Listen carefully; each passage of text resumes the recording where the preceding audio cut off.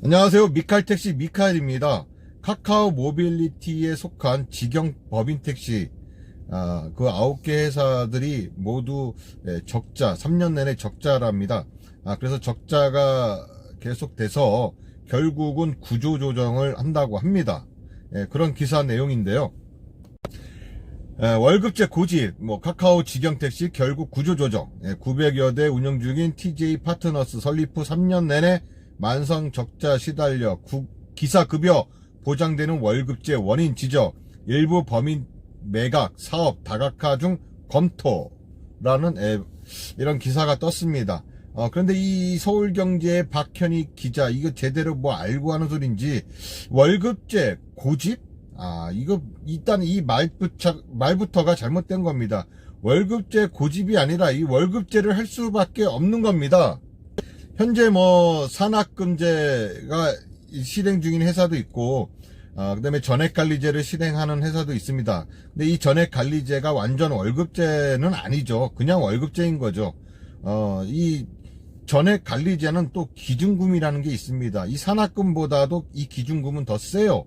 그리고 이 기준금을 넘어선 기사에게는 예전에는 회사와 기사의 몇 대 몇으로 나눠갖는 그것이 아닌 오바되는 금액은, 이 산학금의 오바되는 금액은 모두 다 기사가 가져가는 그런 시스템이었는데, 이 전액관리제 같은 경우는 회사와 기사가 또 몇 대 몇으로 나눠 가져가지 않습니까? 근데 이 직영택시 같은 경우는 7대3입니다.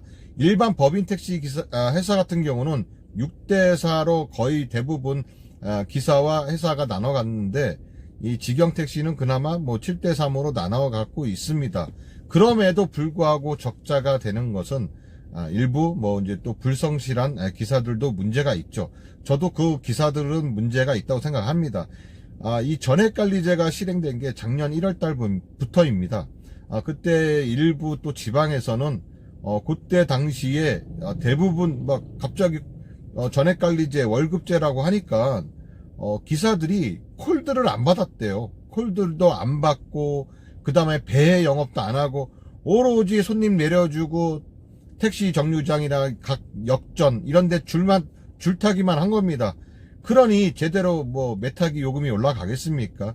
그다가 시간 때우다가 회사 들어가고, 그 다음에 월급 받고, 그렇게 하는 기사들이 엄청나게 많았어요. 그러다 보니까는 회사들도 적자 보고 망하겠다, 이렇게 되고, 또 그 지방 회사들은 다시 또 산학금제로 돌아가고, 또 산학금제로 돌아가지 않는 회사들은 또 전액관리제 하면서 회사와 기사가 몇 대 몇으로 나눠갖고 거의 6대4죠. 그 다음에 기준금을 채우지 못한 그런 기사들은 또 심할서라든가 이런 것을 제재를 가해서 결국은 퇴사하게 만드는 그런 시스템입니다. 현재도 마찬가지고요. 각 시도가 그렇게 하는 회사들이 많습니다. 저희 고양시 같은 경우는 전액관리제를 했다가 거의 대부분 회사들이 지금 다시 산학금제로 다 돌아간 상태고요. 저는 이 전액관리제는 전 옳다고 보지도 않고 저는 별로라고 생각을 하고 있습니다. 현재 카카오 직영택시 지배 구조인데요. 카카오가 이제 57.6%의 지분율을 갖고 있고요. 그 다음에 카카오 모빌리티 100%, TJ 파트너스 100%, 이렇게 갖고 있습니다. KM 택시 있죠? KM 와암에서 7까지, 그 다음에 진화, 동고, 이렇게 총 9개의 법인 택시를, 직영 법인 택시를, 지금 가지고 있습니다. 다시 한번 기사 내용을 보면요. 21일 모빌리티 업계에 따르면 카카오 모빌리티는 현재 직영택시 자회사 TJ 파트너스의 사업 개편안에 대해 내부 논의를 벌이고 있다. 카카오 모빌리티는 TJ 파트너스를 중심으로 그 아래 손자 회사 9곳을 통해 총 900여 대의 구매의 직영택시를 운영하고 있다. 카카오 모빌리티의 내부 사정을 잘 아는 한 관계자는 직영택시의 변화가 불가피하다는 데는 카카오 공동체 내부에서 공감대가 형성된 상태라며, 다만 매각이냐 사업 다각화냐를 두고 고심하고 있다고 전했다. TJ 파트너스는 지난 2019년 설립 이후 3년간 적자를 기록했다. 수익성 악화의 원인으로는 소속 기사들이 근무 시간만 채워도 일정 수익이 보장되는 월급제가 꼽힌다. 보통 택시 회사들은 기사들이 매일 10만원 안팎, 이게 10만원 안팎이 10만원 이상이지. 어떻게 10만원 안팎입니까? 10만원 이상이지. 20만원 안팎이라고 해야지. 비용을 지불하고 그 이상의 수익은 가져가는 산학금제를 적용한다. 카카오 모빌리티는 당초 기사 처우 개선과 신사업 추진에 유연하다는 장점에 주목해 월급제를 택했지만 비용 부담만 키웠다는 분석이다. 카카오 모빌리티 측은 직영택시 사업 재편과 관련해 경영 효율을 높일 방안을 모색하는 것은 맞지만 매각은 고려하지 않고 있다고 말했다. 현재 카카오 직영택시와 가맹택시의 순이익을인데요. 일단 19년, 20년, 21년입니다. 처음에는 뭐 마이너스였지만은 그 다음부터는 가맹택시는 높은 수익률을 보고 있습니다. 아주 가맹택시들은 높은, 거의 뭐 지금 돈을 많이 벌고 있는 거죠. 거의 뭐 산학금제를 이용해서 그런 것 같습니다. 근데 이 카카오가 이 직영택시를 하면서 또 가맹택시를 하면서 가장 우리 기사들에게 욕을 먹는 이유가 뭡니까? 콜 몰아주기입니다. 뭐 콜 몰아주기 당연한 거라고 생각을 해요. 콜을 몰아주기, 저는 실질적으로 제가 카카오 가맹택시 기사와 그다음에 일반 택시와 비교를 해본 결과 가까이에 있는 택시가 불구하고 계속 가맹택시에게 배차가 되는 것을 저는 경험을 했습니다. 직접 체험을 했고 테스트를 해봤습니다. 그래서 콜 몰아주기라는 것은 확실한 거고요. 이 변화하지 않는 이상 카카오는 계속 욕을 먹을 수밖에 없습니다. 그럼에도 불구하고 저 또한 카카오를 미워하지만 카카오를 이용할 수밖에 없는 게, 카카오를 이용 안 하면 매출의 차이가 어마어마하게 차이가 날 수밖에 없습니다. 그래서 카카오 콜을 계속 이용하고 있는데요. 카카오가 변화해야 할 그런 사항들을 한번 제가 한번 적어봤습니다. 탄력적 호출비 부활, 그 다음에 탄력 요금제를 실시하고요. 승객과 근거리 택시가 배차가 되어야 합니다. 그래야지만 카카오는요, 명실부히 지금 현재 1위지만 우리 기사들이 전부 이용하는 그런 콜 택시가 될 겁니다.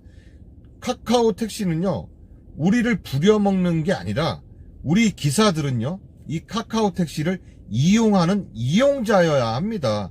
이용자여야 되는데 거기에 얽매여서 카카오가 이리 가라 저리 가라 그렇게 해서 그런 노예 취급을 당하면 안 된다는 거예요.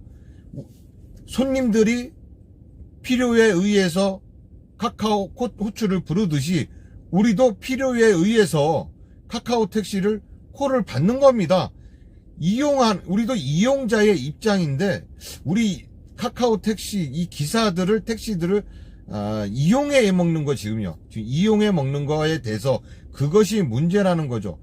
그 다음에 가까운 콜, 이 근거리 콜, 바쁜 시간대에 이런 뭐랄까 똥콜이라고 해야 되나, 이런 콜들을 우리 기사들이 기피하는데, 이런 기피하는 콜들을 기피하지 않게 하기 위해서는 예전처럼 탄력적 호출비가 필요합니다.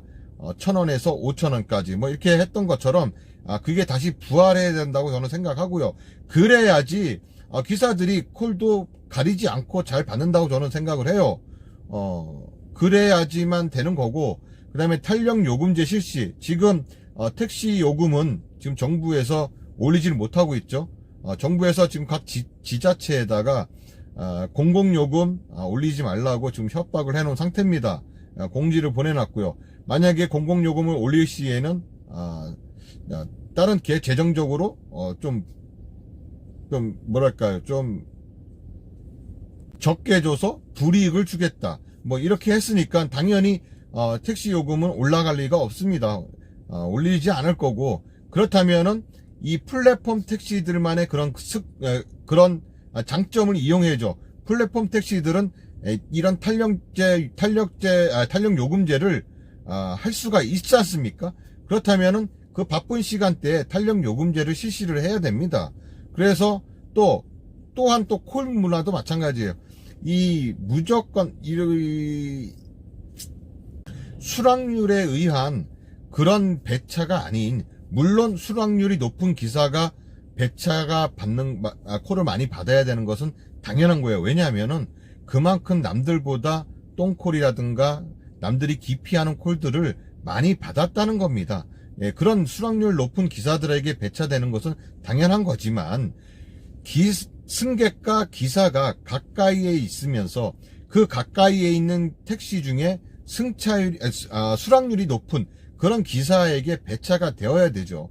그렇다면은 어떠한 기사들도 다 수긍할 겁니다. 그렇죠? 수긍할 겁니다. 콜 몰아주기 이런 의혹에서 벗어나야지만 카카오는요 더 거듭나고 우리 기사들도 칭찬하고 다른 플랫폼 택시들도 따라할 수 있는 겁니다. 지금 현재 반반 택시라든가 뭐 다른